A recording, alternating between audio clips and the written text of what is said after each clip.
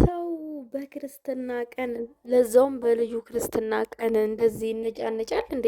ለምንድን ነው ግን እዩ የምታስመስዩ? ልብሽ እኮ ያውቃል ልጅቷ የማን እንደሆነች። ዝም ብለሽ ነው የምትቀበጣጥሪው እንዴ? ልጅሽን አምነሽ ተቃበይ። የልጅሽ አባት አጠገብሽ ነው ያለው። ሰላም ጤና ይስጥልኝ ውዶቼ፣ ሰላማችሁ ይብዛልኝ በያላችሁበት። አሁን ላይ እንደምታዩት እንዳየነው እንደተመለከትነው ሁሉም ነገር መስመር ይዞልናል። እግዚአብሔር ይመስገን። እኔ የምለው ልጅቷ 40 ቀን ሞልቷት ነው እንዲህ ሴት ናት ልጅቷ የተወለደችው ምናምን ነገር ነው። 80 ቀን ሞልቷት ነው እንዲህ ክርስትና እየተነሳ እያለች ሴት በ80 ቀን ይመስለኛል እና ወንድ በ40 እና እሺ በክርስትና ቀን እንኳን ፈገጋቴም እንዴ? ምን ያነጫንጭሻል? ምን ያንኮታኮትሻል? በሰው ልጅ ምናምን ታያለሽ። ልጅቷ የቢኒ ናት። ስለዚህ አምነሽ ተቀበይ። እሱ አባትነቱን አምኖ ስተተቃበለ ድረስ አንቺ ደግሞ እናትነቱን አምነሽ መቃበል አለብሽ። ሲጀመር አንቺ ከማን እንደወለድሽ ራሱ አታውቂም። እኔ እኮ አላቅም እንዴት እንደተፈጠረ ምናምን ራሱ ብለሻል።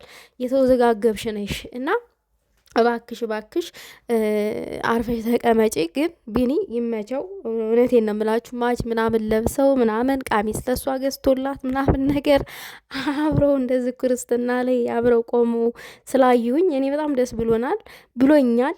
እና ድራማሽን አቁሚ፣ ይበቃሻል። እስከዛሬ የሰራሹ ድራማ ይሄ የውሸት ድራማሽ፣ አሁን የራስሽን ህይወት ኑሪ። ልጁ ልጄን ብሏል፣ አባትዮ ማለት ነው። እዛ ጋ ልጄ ብሏል። ስለዚህ እሱ የአባትነቱን ድርሻ ልትነጥቂው አይትችይም። እሱ ካመነበት፣ እሱ ከወደደ፣ እሱ ከፈቀደ የአባትነት ድርሻውን የመከልከል መብት የለሽም። ማን ሰጠሽ የመከልከል መብቱን ማለት ነው? ምንም ሞራን የለሽም። እና አርፈሽ ተቀመጪ።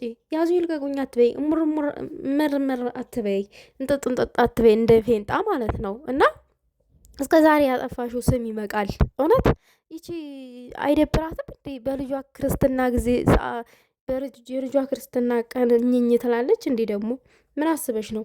እና ቢኒ እውነትህን ነው። ሁሉም ነገር አሁን ላይ መስመር እየያዘ ነው። ያው ልፋትህ ዋጋ አግኝቷል ማለት ነው። ምን አልቀረም ልፋትክ። ቴንኪዩ ምስጋና ይገባሃል አንተ።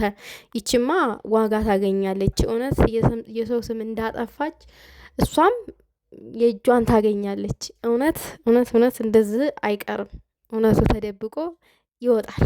ሲጀመር እውነቱ ቢኒ ነው የልጅ አባት። እሷ ዝም ብላ የውሸተውን ድራማ ሰራች። ይበቃሻል። እስከ ዛሬ ያጠፋሽው ስም። ቢኒ ግን ተባረክ፣ ከእውነት ጋር ስለቆምክ፣ እውነትን ምናምን ነገር ስለተጋፍ